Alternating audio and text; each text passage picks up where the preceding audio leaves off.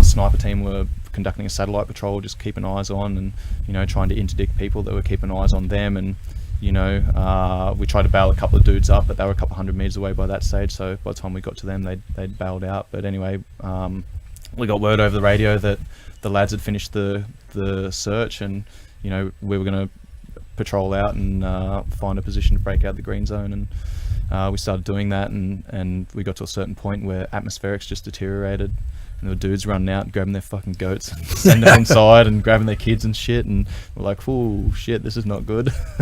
We're just about to bail out that area and keep patrolling, and we saw this one dude walking along the footpad, and we just pulled into a little bit of cover there and watched him for a second, and then me and my mate looked at each other, me and Tamps looked at each other, right, let's get this dude.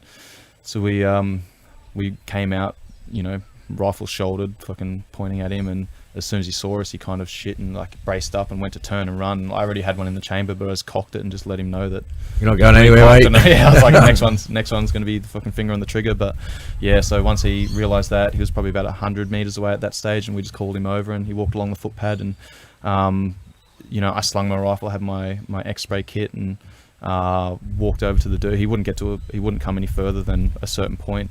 So I walked over to him. Tamps was covering me, and X-sprayed him, and started, trying to have a chat to him as best we could. And and then Seamus, our team leader, pretty much just went, "Oi, Pakistani, Talib," and this dude goes, "Oh," and turns around, like points, man. As soon as he turned the points, it just fucking lit up.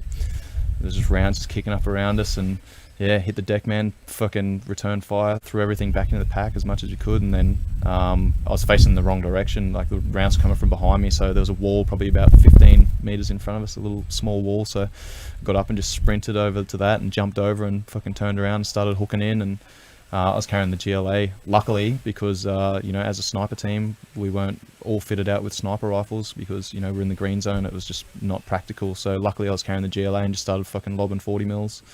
I looked over, and my team leader Seamus was on his ass, firing single-handedly, ripping his tourniquet out of his pocket, trying to put it on.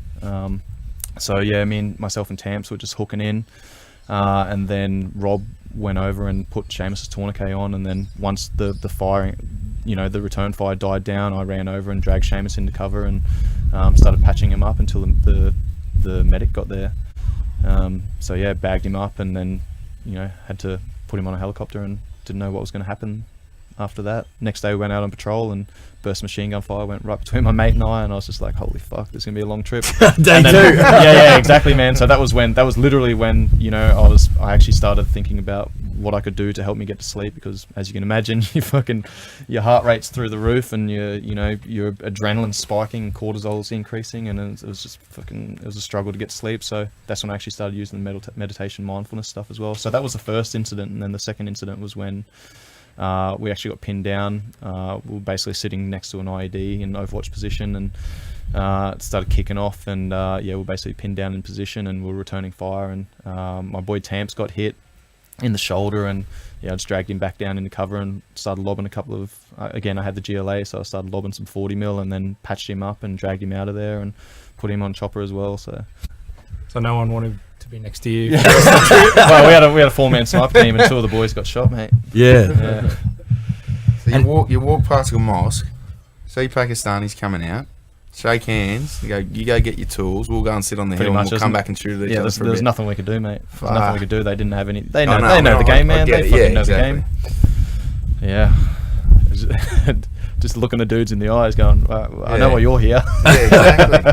We can't fucking do anything about it, That's the part, mate. When it's obviously there's rules of engagement for a reason. Yeah. Not too far away. You can't just go around killing people, but you fucking know. Yeah. Oh, 100%.